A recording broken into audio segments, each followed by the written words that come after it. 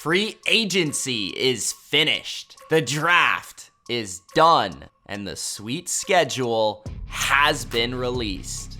You know what that means. It's time for my early 2023 NFL record predictions for all 32 teams. Gronk, spike the like button, and let's go. I don't care how good the AFC East is. The Bills aren't about to lose it with Josh Allen still at quarterback. They also quietly re-equipped their roster this offseason, improving their interior protection with McGovern, Edwards, and Torrance. Damian Harris adds power to the running game. Dalton Kincaid boosts the pass-catching variation. Poona Ford might have been the most underrated add of free agency, and Taylor Rapp gives them a valuable third safety in their secondary. The Bills go 12-5. Many love Miami, and I understand why. They have electric athletes on both sides of the ball, and added everyone's favorite defensive coordinator, Vic Fangio, to the coaching staff. They have the talent to be even better than last year, but I can't help but be concerned about Tua and Teron Armstead's availability. Both can be backbreakers in this division. I have Miami staying at 9-8. The Patriots were a win away from the playoffs with a defensive coordinator calling their offense in 2022. Enter Bill O'Brien, an experienced offensive mind who will elevate the creativity and detail of the offensive execution. Add in a yak threat like Juju and a jump ball guy like Gesicki, and you should have a much better offense. A respectable, productive offense combined with an already elite defense should have Belichick's Patriots flirting with the playoffs once again in 2023. The Pats get back to double digits at 10-7. The Jets constantly have me changing my opinion. I believe in the talent. I still believe in Rodgers. But one thing that I do not believe in is the coaching. It's vanilla. Robert Saleh, Hackett, they're just not my cup of tea. And in a division this competitive, the difference very well could be the tactics. That being said, if they can survive the gauntlet schedule early in the season, they have a shot to live up to their potential. Jets land at 9-8. The elite team that no one wants to talk about is the Dallas Cowboys.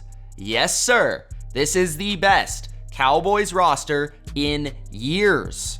Arguably the league's strongest and fastest defense, starring Micah Parsons, and a balanced offense led by CD and Pollard. The Cowboys patched up their biggest deficiencies by adding proven winners in Brandon Cooks at wide receiver and Stephon Gilmore at cornerback, and a first-round pick, Mozzie Smith, on the defensive line. The Cowboys will be as good as any NFC team at 12-5. Maybe it's just me, but it feels like the public hype is a year late on the Eagles. Don't get me wrong, they are still awesome, with probably the most potent, balanced offensive attack in football led by Jalen Hurts. But losing elite players like Javon Hargrave, Chauncey Gardner-Johnson, and even TJ Edwards, and both coordinators, that matters to me. Plus the age of Slay, Bradbury, Graham, Cox, it's a tad concerning for the defense. It's an easy playoff appearance for Philadelphia, but I don't think they repeat as the NFC's top seed, 12-5. The G-Men lived up to my claim as the sleeper team of 2022. But this year, they aren't sneaking up on anyone. That being said, there are plenty of reasons to be optimistic. Improving cornerback with Banks, linebacker with Okereke, D-line with Robinson, and the receiving group with Waller, Campbell, and Hyatt. Not to mention the possible step forward from the offensive line. So, balancing the improved roster with less luck and a tougher schedule, I may still include them in the wild card because of my faith in Brian Daboll and the coaching, but as of now, I have them outside of the playoffs at 8-9. The Commanders are an easy evaluation for me. As much as I like aspects of their roster, like the defensive line and the receivers, the simple fact is they have the worst quarterback and the most stale coaching staff in the NFC East. The Eric Bieniemy addition may give them some unforeseen upside, but I just don't see how this team makes it anywhere in 2023 outside of a shocking Sam Howell breakout season.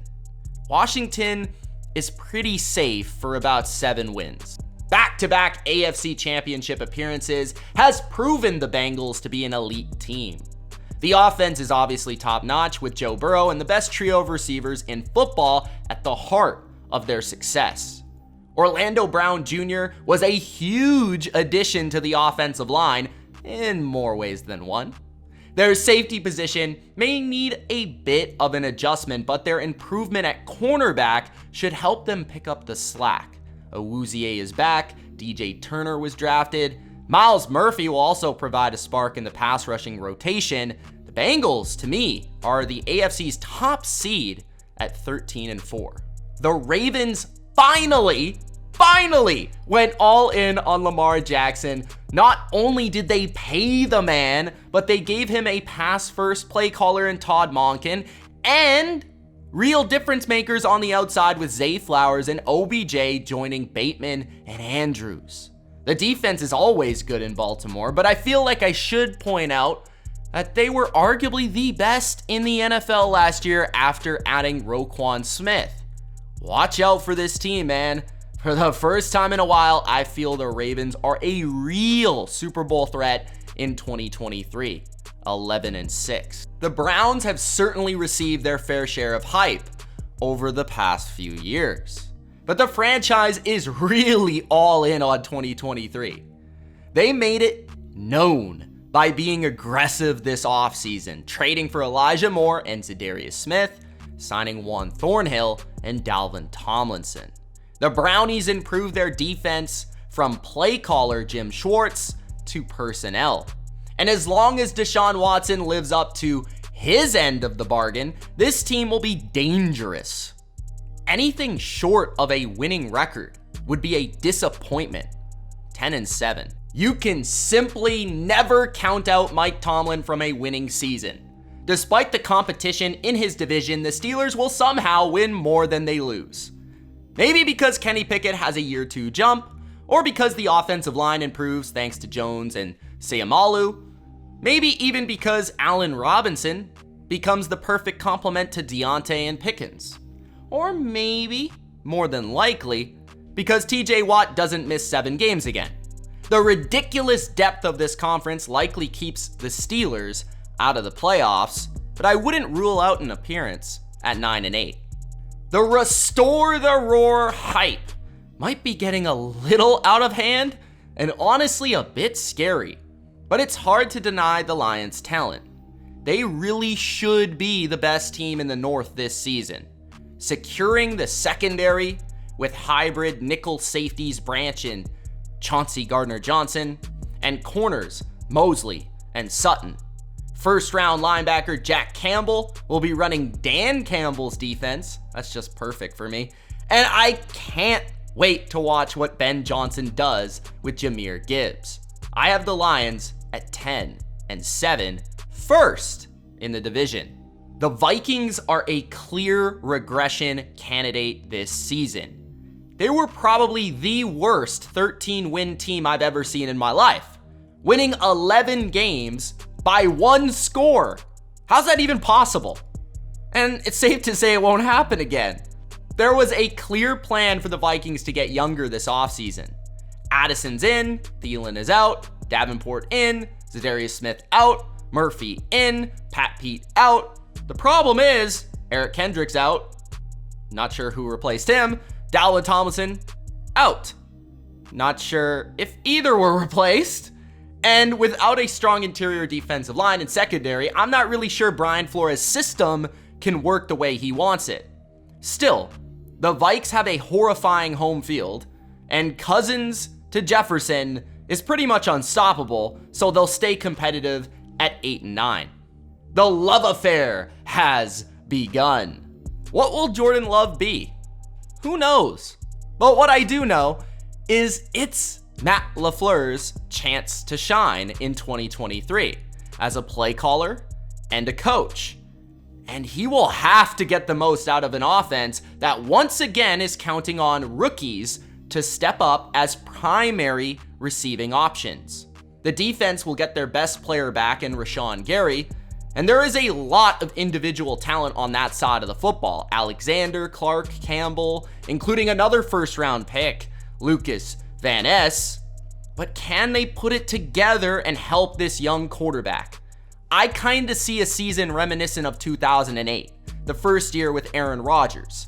7-10 for the Pack. All excuses for a lack of passing game should be gone in Chicago. The offensive line has been fixed, especially the right side with Nate Davis and Darnell Wright. A number one target, DJ Moore, check.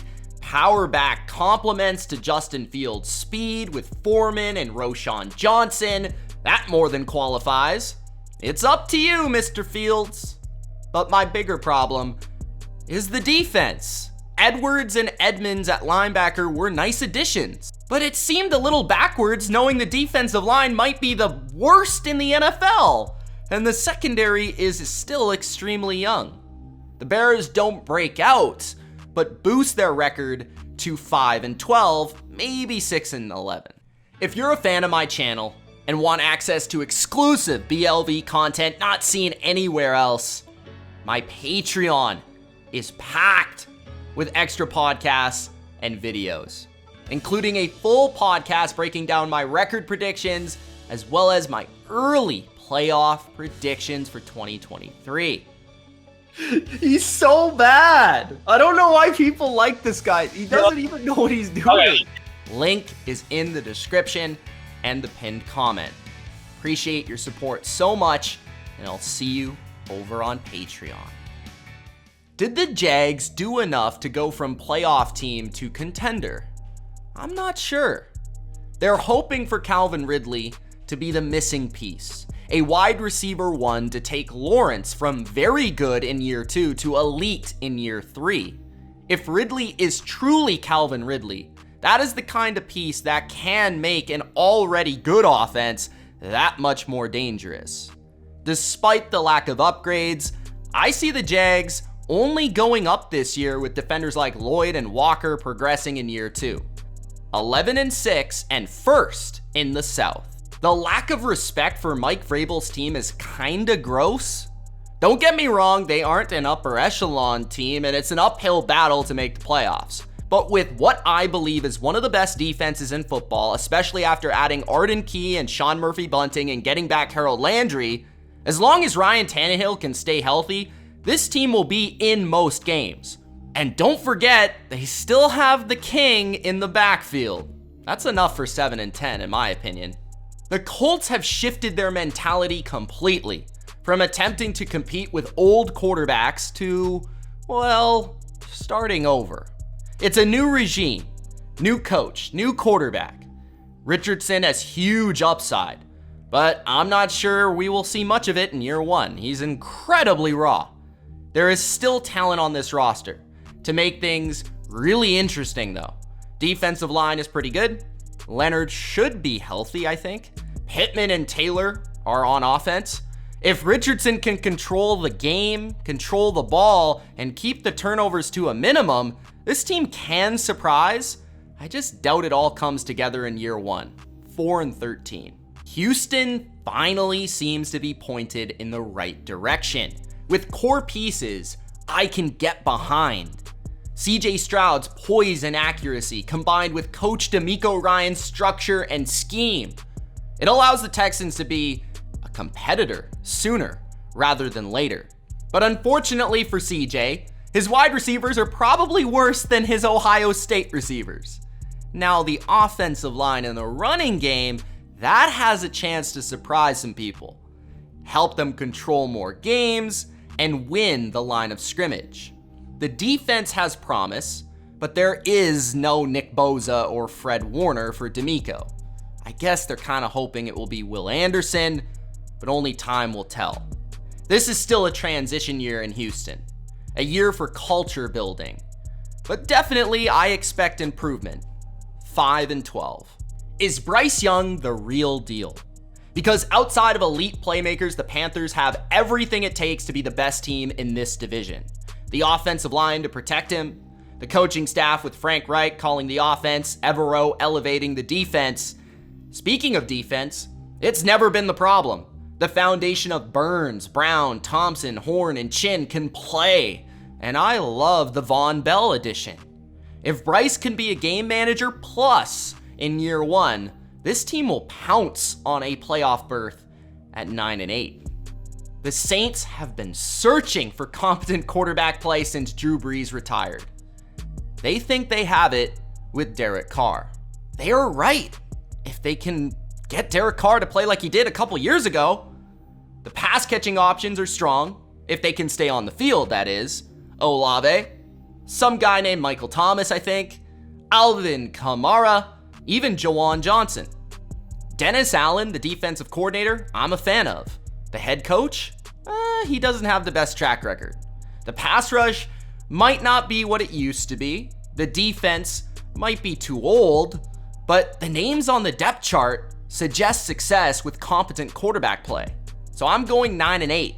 Can I predict a team with the worst starting quarterback in football to make the playoffs? Because I kind of want to. I like Arthur Smith. I like the identity that he's going for with his football team. Tough, a bit old school, strong at the line of scrimmage. Low-key, one of the best offensive lines in football. An improved defensive line with veterans Onyemata, Campbell, and Bud Dupree. Throw in playmakers on both sides of the football like Jesse Bates, Bijan Robinson, and this team has my attention. I feel improvement for the Falcons, but I can't trust Ritter to put them in the playoffs. 8-9. Life post Tom Brady begins for Tampa. And it will not be easy, but I do give credit to GM Jason Light for how well he was really able to manage this offseason, keeping core pieces around like Jamel Dean, patching up deficiencies, and finding new core pieces like Kalijah Kancey.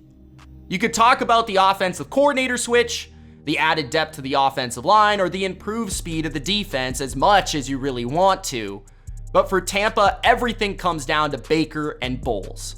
And I just don't see how a successful team can be led in 2023 with these two. So I'm going with 4-13. Mahomes, Reed, Jones, Kelsey. The core is still around, meaning the Chiefs will still be around in January winning playoff games. I have a couple questions though. Which wide receiver steps up? How will the offensive line play with new tackles? And will the young defenders develop? That last one will determine their ceiling. Still, the Chiefs are going to go 12-5, maybe better. I'll admit it. I'm scared. Just a lot I can't trust with the Chargers. Can they stay healthy? The question Chargers fans have been asking for decades. And even if they do, can I trust Brandon Staley? I don't think so. Will he finally find a defense that can stop the run? It's always a defense that plays lesser than its individual pieces. Herbert is great. They have an awesome cast of receivers. I think that alone really gets them to above 500, but I just can't seem to trust them to get to the playoffs this year. And no, I don't think Kellen Moore is the savior. 9-8. The Raiders will ride and die with the skill and pace of their offense. Because unless Tyree Wilson changes the pass rush completely, the defense is probably too flawed for Vegas to be a serious threat in a conference with so many complete teams. Jimmy G is an upgrade over Derek Carr for McDaniel's system. Garoppolo has the ability to make the necessary plays inside the pocket to win the close games that they simply couldn't with Carr. If Jimmy can stay healthy, play like he did in San Francisco, and Josh Jacobs continues to terrorize the league on the ground, Silver and Black with just an average defense could surprise. It's just too much of a reach to predict. 7-10. What if Russell Wilson is simply washed? That's the question I keep coming back to with the Broncos. Sean Payton is a great coach, but he can only do so much. That being said, he should elevate the floor for this team. The offensive line should also help with this as well. Signing McGlinchey and Powers makes a weakness a potential strength. The ability to run the football with higher efficiency will keep Denver in games and play through their defense while taking the ball out of Russ's hands until the fourth quarter, where his playmaking capabilities can truly shine. I do think Russ is washed, and the roster is a tad overrated, but Sean Payton will make this team competent at 7-10. Who is playing quarterback for the 49ers? Typically when you say that, you aren't talking about a 14-3 team. But hey, it's Kyle Shanahan. And I think he's just that good. And so is Nick Bosa, Fred Warner, Eric Armstead, George Kittle, Deebo Samuel, Brandon Ayuk, Trent Williams, Christian McCaffrey, and now Javon Hargrave. They always seem to be better than their record anyways. But yeah, 14-3, first in the NFC. It's time for the Seahawks to soar. A surprise playoff team last year made all the right additions to be a contender in 2023. Beginning with the pass rush, adding interior piece, Draymond Jones, and a nice complementary piece in the returning Jaron Reed. Speaking of returns, Bobby Wagner is back at linebacker. The secondary really improved, getting back Jamal Adams, signing Julian Love, and making fearless cornerback Devin Witherspoon their top pick. The offense went from good to scary, drafting JSN in the first round to play the inside slot role that complements DK and Lockett extremely well. Plus, you can't forget about the power running game led by Kenneth Walker. The Seahawks are serious at 11-6. The Rams roster is putrid.